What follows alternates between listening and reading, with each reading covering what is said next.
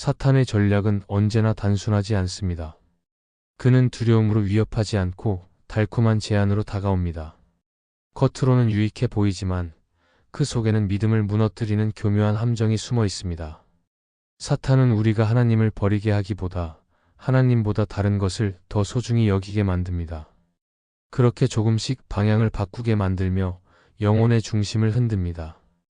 그래서 이 말씀은 단순히 유혹을 경계하자는 이야기가 아닙니다. 신앙의 본질을 지키는 싸움이며 하나님께만 마음을 두는 법을 배우는 시간입니다. 오늘의 주제는 사탄은 이렇게 거래를 제안합니다. 당신의 인생을 무너뜨리는 악마의 가장 교묘한 전략입니다. 첫째, 사탄은 우리의 약점이 아니라 욕망을 이용합니다. 사탄은 우리의 약한 부분을 직접 공격하지 않습니다. 오히려 우리가 가장 원하는 것을 이용해 다가옵니다. 약점은 우리가 조심하지만 욕망은 경계하지 않기 때문입니다. 그래서 사탄은 우리의 욕망을 자극해 스스로 무너지게 만듭니다. 그가 사용하는 유혹은 언제나 현실적이고 논리적이며 매력적으로 보입니다. 그러나 그 끝은 늘 하나님으로부터 멀어지는 길입니다. 에덴 동산에서 사탄은 하와에게 단순히 금지된 열매를 먹으라고 강요하지 않았습니다. 그는 하나님의 말씀이 진짜인지 의심하게 하며 하나님처럼 되고 싶다는 욕망을 자극했습니다. 그 순간 하와는 하나님의 말씀보다 자신의 욕망을 선택했습니다. 죄의 시작은 약점이 아니라 욕망에서 비롯되었습니다. 오늘날에도 사탄은 똑같이 일합니다. 우리 안에 선한 소망을 포장해 교묘하게 방향을 바꿉니다. 성공, 안정, 사랑, 인정받고 싶은 마음 같은 자연스러운 욕구를 이용해 하나님보다 그것을 먼저 바라보게 만듭니다. 욕망이 나쁜 것은 아닙니다. 문제는 그 욕망이 하나님보다 앞설 때입니다. 사탄은 그 미묘한 순간을 놓치지 않습니다. 우리가 하나님의 뜻보다 내 만족을 선택하도록 속삭입니다. 그래서 영적 싸움의 핵심은 욕망을 억누르는 것이 아니라 하나님 안에서 정리하는 것입니다. 하나님이 중심이 되면 욕망은 통제되고 사탄의 제안은 힘을 잃습니다. 하나님은 우리가 두려움에 지는 것이 아니라 욕망에 지지 않기를 원하십니다. 왜냐하면 욕망은 눈을 가리고 마음을 흔들며 결국 신앙의 중심을 흐리게 만들기 때문입니다.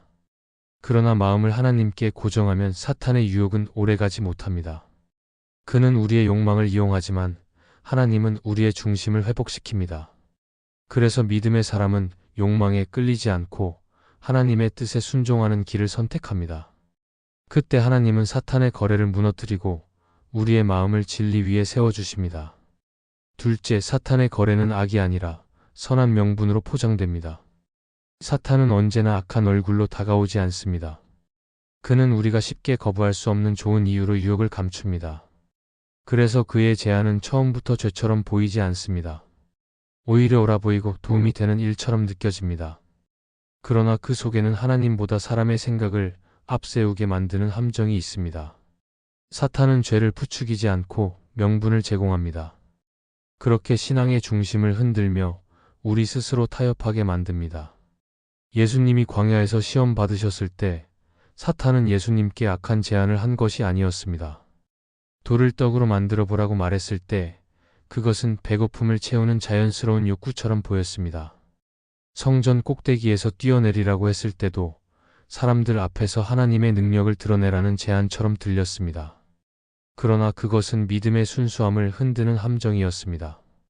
사탄은 이렇게 좋은 명분으로 순종을 대체하게 만듭니다.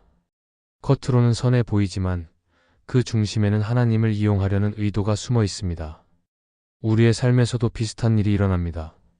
때로는 가족을 위해서, 사명을 위해서, 혹은 교회를 위해서라며 명분을 세우지만 그 마음속 중심에는 하나님보다 자신이 먼저일 때가 있습니다.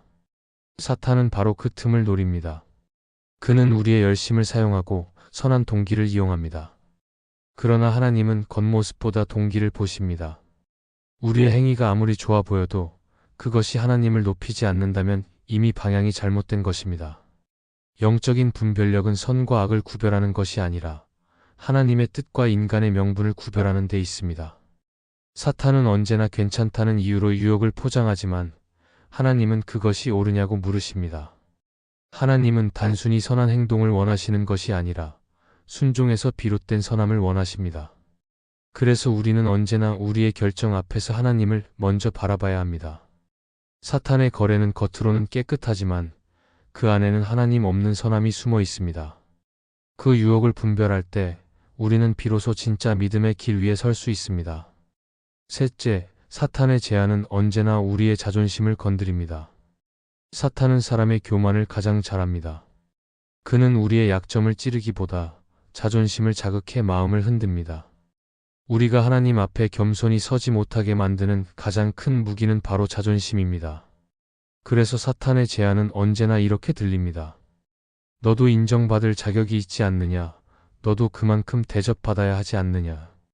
처음에는 아무렇지 않아 보이지만 그 생각이 깊어질수록 마음은 교만으로 물들고 하나님보다 자신을 높이게 됩니다.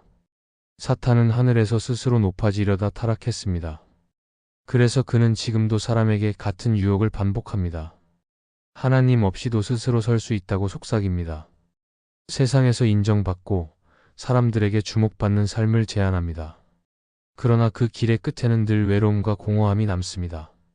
하나님을 의지하지 않는 자존심은 결국 스스로를 무너뜨립니다. 반대로 하나님 앞에서 낮아진 사람은 결코 무너지지 않습니다. 왜냐하면 하나님은 교만한 자를 대적하시고 겸손한 자에게 은혜를 주시기 때문입니다. 예수님께서 광야에서 시험 받으실 때 사탄은 그분의 자존심을 흔들었습니다. 하나님의 아들이라면 능력을 보여보라고 말했습니다. 그러나 예수님은 그 유혹에 넘어가지 않으셨습니다.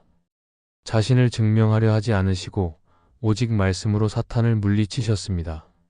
예수님은 자존심이 아닌 순종으로 승리하셨습니다. 영적 전쟁에서 가장 강한 무기는 언제나 겸손입니다. 사람은 인정받고 싶고 높아지고 싶어 합니다. 그러나 하나님은 우리가 스스로를 높이기보다 그분 앞에 낮아지길 원하십니다. 하나님 앞에서 낮아질 때 오히려 하나님이 높이십니다. 사탄은 우리의 자존심을 부추기지만 하나님은 우리의 마음을 다듬으십니다. 그래서 신앙의 성숙은 자존심을 지키는 데서 오는 것이 아니라 하나님께 자신을 맡기는 데서 시작됩니다. 마음을 낮추는 순간 하나님은 우리를 다시 세우십니다. 그리고 그 겸손이야말로 사탄의 모든 거래를 이길 수 있는 가장 강력한 믿음의 방패가 됩니다. 이 말씀이 마음의 은혜가 되셨다면 좋아요와 구독으로 함께 해주시기 바랍니다.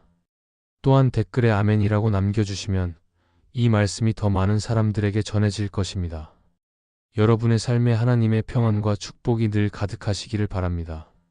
감사합니다.